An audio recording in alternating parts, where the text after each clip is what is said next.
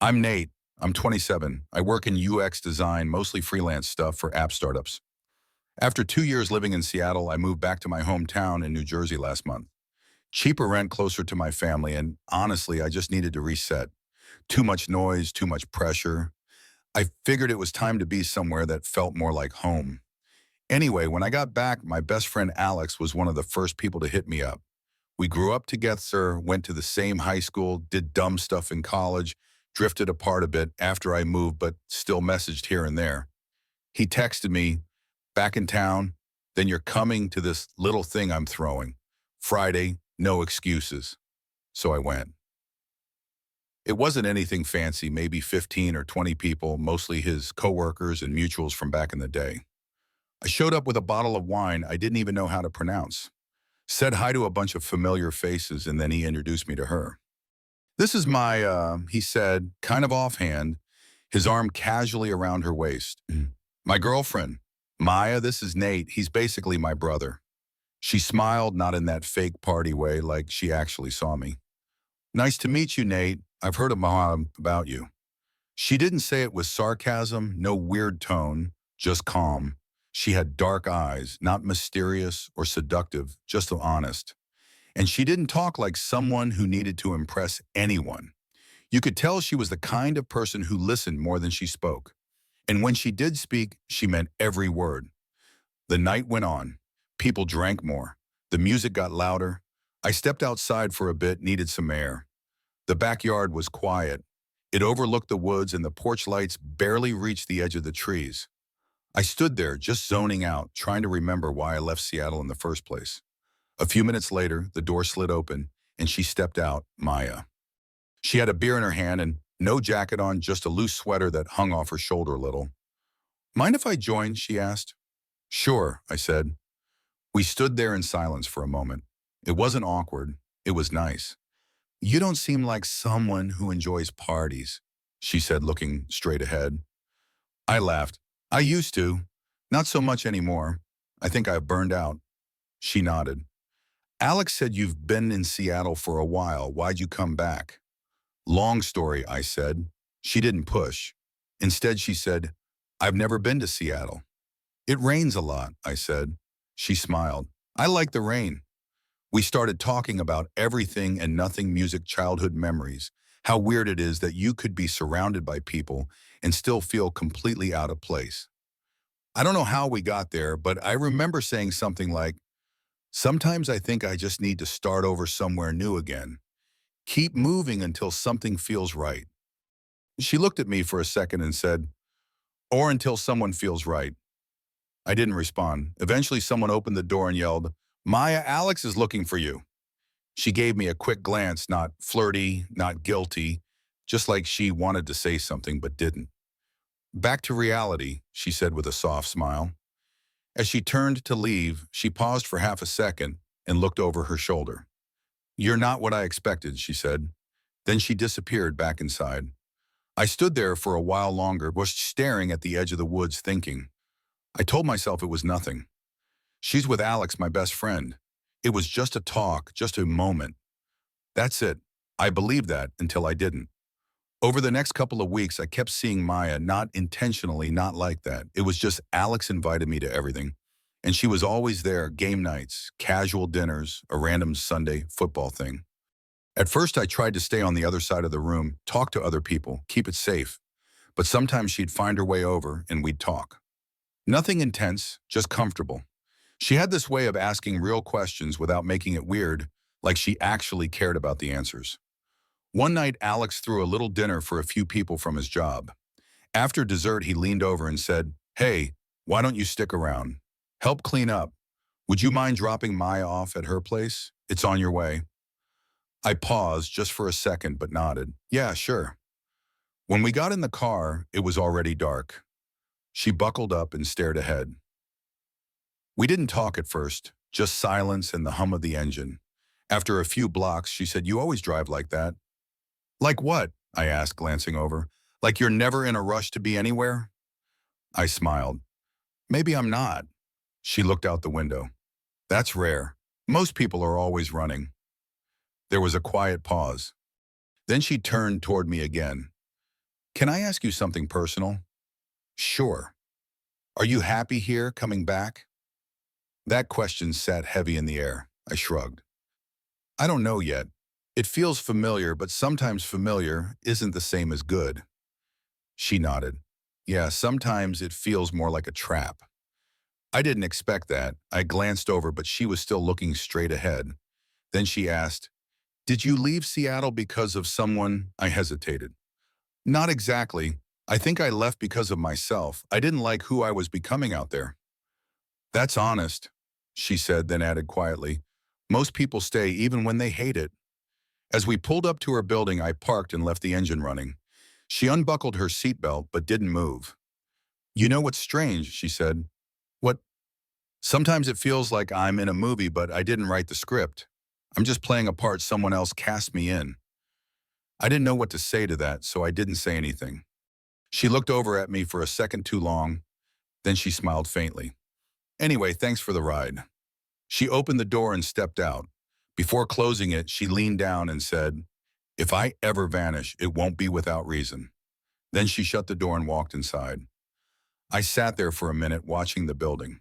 There was no romance in what happened, no lingering touches, no confessions, no lines crossed, but something was changing. I could feel it, and I think she could too. Not the kind of change that happens overnight, the slow, quiet kind, the kind that builds day by day, word by word. Almost nothing happened, and yet somehow it felt like everything did. Alex's birthday came up about 3 weeks later. He turned 28. And of course he threw a party, not one of those loud, wild things. He's not that guy, but the kind where people drift in and out all night. Music's always playing somewhere in the background, and there's always someone offering you another drink. I got there a bit late, walked in, and immediately noticed Maya across the room.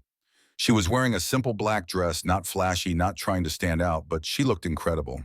Her hair was pinned back loosely, and she was holding a glass of white wine, listening to someone talk and nodding politely.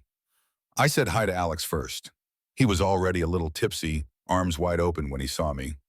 "There he is," he shouted, throwing one arm around me. "My man, my brother, took you long enough."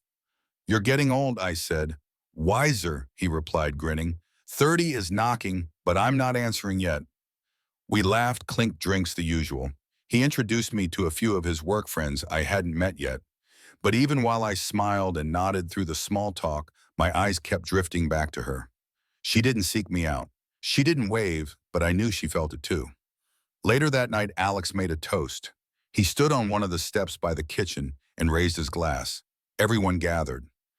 "To old friends, to new ones, and to the women who somehow love us even when we don't deserve it." Laughter filled the room. Then he added, "Especially the ones who are way out of our league like my girl Maya." He turned and gave her a quick kiss. People clapped. I looked away.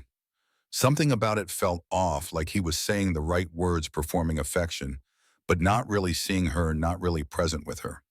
She smiled, sure, but it didn't reach her eyes, at least not from where I stood. Later, I stepped into the kitchen for some water.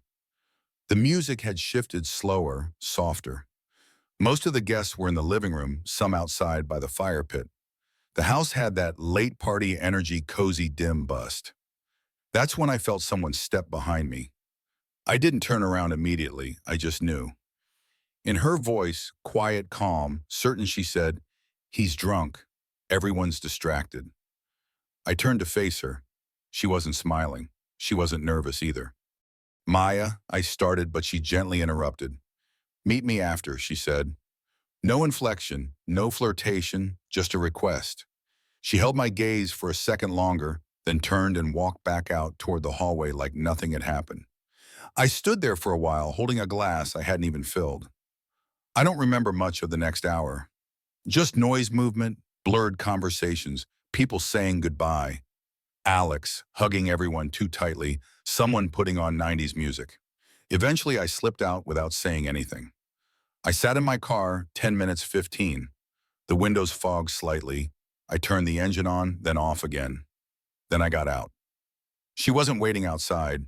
I didn't expect her to be, but as I walked around to the back of the house, the same backyard where we first talked, I saw her standing near the edge of the porch, arms folded, staring into the trees. She turned when she heard me. We didn't say anything at first. The silence wasn't awkward. It was weighty, like everything we hadn't said until now was sitting in the space between us. Finally, I spoke. This doesn't feel right. She nodded. It doesn't. Pause. But it doesn't feel wrong either. That part I couldn't deny. I don't want to hurt him, I said.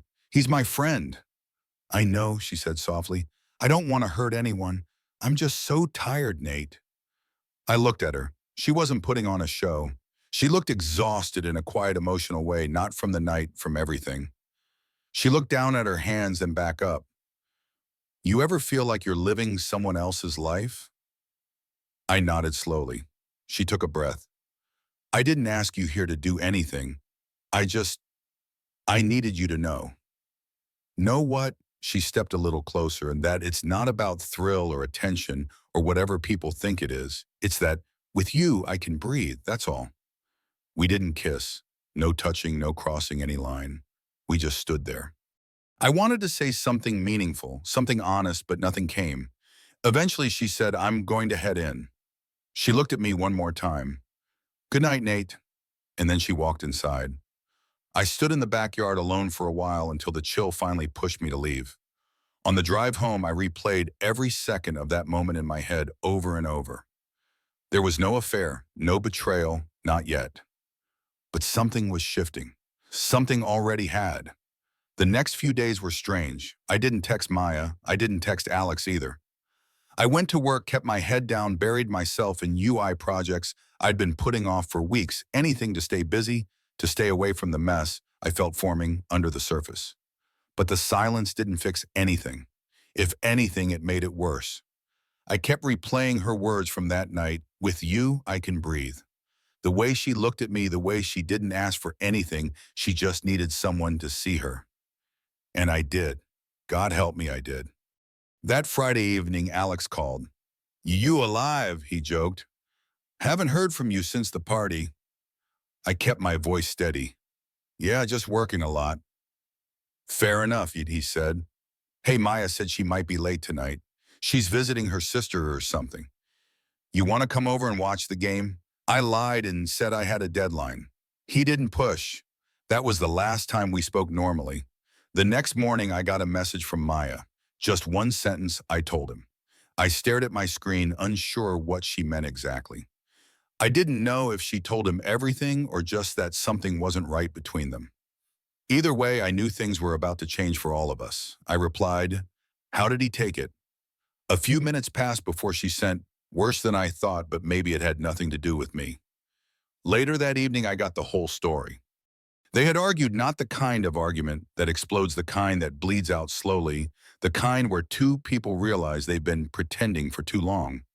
She had asked him if he felt like they were still connected, if he ever wondered whether they were just holding on out of routine. He said, if you're asking that, then maybe you already made up your mind. She didn't respond. She didn't cry either. She just looked at him, and then he asked, is there someone else? She paused. He stared at her. She didn't say yes, but she didn't say no either. That was enough. He stood up, grabbed his keys, said something like, you could have just left me instead of going behind my back, and walked out. Maya moved out 2 days later. She stayed at her sister's place for a bit. She packed her things in silence while Alex sat in the living room, eyes locked on the TV, pretending not to watch her every move through the reflection. He never yelled, never begged. He just let it happen. And when it was done, he texted me, I'm assuming you already know. That was it. No anger, no insult, just quiet disappointment. I didn't respond. I didn't know how. A week later, Maya and I met at a small coffee shop on the edge of town, neutral ground. It was cold outside, but she came in without a coat, just a thick sweater and scarf wrapped twice around her neck. She sat across from me, hands wrapped around a paper cup. Neither of us touched our drinks. I don't expect anything, she said. I just didn't want you to hear it from someone else. Are you okay? I asked. She nodded slowly. I don't know, maybe not, but I'm not pretending anymore. That counts for something. I leaned back, unsure what to say. Finally, I asked, so what now? She shrugged. Now I figure out how to start from zero without lying to myself, without hurting people, or at least trying not to. She hesitated, then looked me in the eye. I didn't leave him for you, Nate. That wouldn't be fair to either of us. I left because I was gone long before you showed up again. I just didn't want to admit it. I nodded. I get it. Another pause. But she added, I hope I haven't lost you too. That line sat in the air like a question with no obvious answer. I looked at her, really looked at her. She wasn't polished or composed or in control. She looked tired, honest-free, in a way I hadn't seen before. And for the first time since I got back to this town, I felt like I wasn't alone in what I was feeling. I reached across the table and placed my hand on hers. Nothing dramatic, no kiss, no scene, just that. Her fingers curled around mine. And we just sat there, hands clasped, coffee untouched, letting the silence say everything else. Later that night, I got another text from Alex. Just 2 words, be happy. I didn't reply. I didn't know if I deserved that grace or if he meant it. Maybe both. But I saved the message not because it made me feel better, but because it reminded me how things break quietly, not with screaming, but with stillness, with choices, and once they break, they don't go back. 2 months later, the dust had settled. Maya found a small one-bedroom apartment not far from downtown. It was quiet on the second floor of a brick building with a laundromat underneath and an old bakery next door. I helped her carry boxes the first weekend she moved in. She didn't ask. I just showed up. She opened the door, saw me standing there, and nodded like she'd been expecting it, like it would have been strange if I hadn't. We weren't officially together. There was no label, no announcement, no rush, but we saw each other a few times a week, dinner at her place, walks, talks that started simple and ended up deep always. It was different than anything I'd known before. No games, no fireworks, just a calm sort of presence that stayed with you even after you left. One night we sat on her small couch with the window cracked open and a record humming in the background. She rested her head on my shoulder, her feet tucked beneath her, and said almost to herself, it's strange how quiet things are when they're real. I knew exactly what she meant. Alex and I hadn't spoken since that last text, be happy. We still had mutual friends. I saw his name on a few group chats, heard he'd started dating again. Some girl he met at the gym. People said he seemed okay, focused, calmer maybe. I didn't reach out, not because I didn't care, but because I respected the silence. He deserved that space. We both did. We had built a friendship over decades, but not all things survive every season. Some grow apart quietly, some break when neither person is entirely wrong, but the situation just changes. And this one had changed beyond repair. One Sunday morning, Maya and I went out for coffee. We sat on a bench outside the shop watching people walk by bundled up in winter coats. A little kid ran past chasing a balloon. A dog barked from across the street. Life just going on. She looked over at me, suddenly not smiling, just sincere. Do you ever wish we'd met differently? I thought about it. Sometimes, I said, but if we had, maybe we wouldn't be who we are now. She nodded. True, maybe I needed to go through all of that to even recognize this. This, I asked, raising an eyebrow. She reached over and took my hand, holding it in the middle of her lap like it belonged there. This, she said, the kind of love that doesn't demand anything, that just exists, even when it's messy, even when it hurts. I didn't say anything for a moment. I just let her words settle. Then I said the one thing I'd held back for weeks. I was in love with you before I even admitted it to myself. She looked down, smiling faintly. I knew. I laughed softly. Of course you did. We didn't move in together. We didn't get engaged. There was no grand ending, no cinematic kiss in the rain, just two people choosing each other day by day, quietly, respectfully. We kept our distance from drama, from the past. We didn't look back unless we had to. Sometimes she'd talk about Alex, not often, and never with malice, just in passing, a part of her story she didn't need to erase, just move forward from. I respected that. She never made me feel like a replacement, and I never treated her like a rescue. We were just us, simple, steady, real.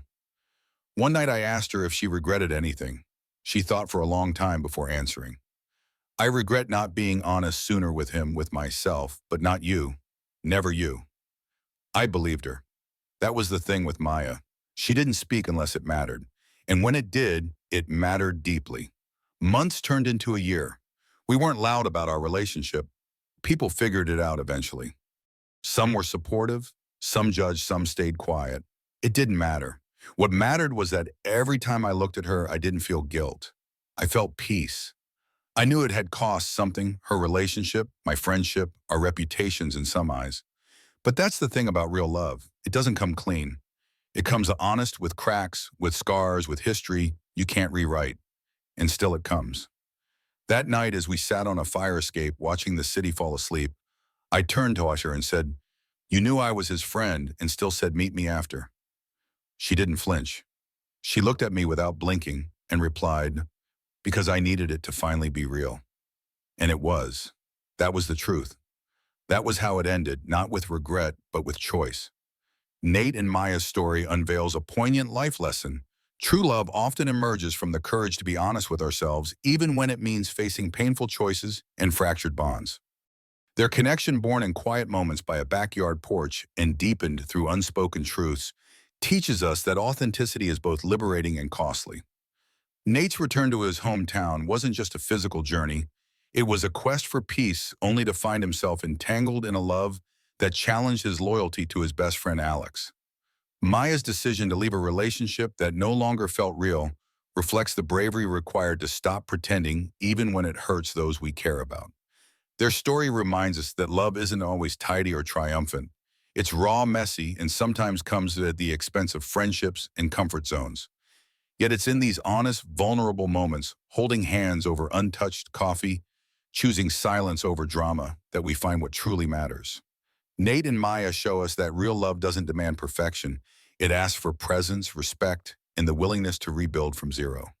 Their journey urges us to listen to our hearts, to recognize when we're merely playing a role, and to embrace the connections that let us breathe freely, no matter the scars they leave behind. This tale is a call to live boldly, to choose truth over routine, and to cherish the quiet love that feels like home. Have you ever faced a tough choice for the sake of honesty or love? Share your story in the comments. We'd love to hear your journey. If this tale resonated with you, hit subscribe and join our community for more stories that touch the heart. Let's keep the conversation alive.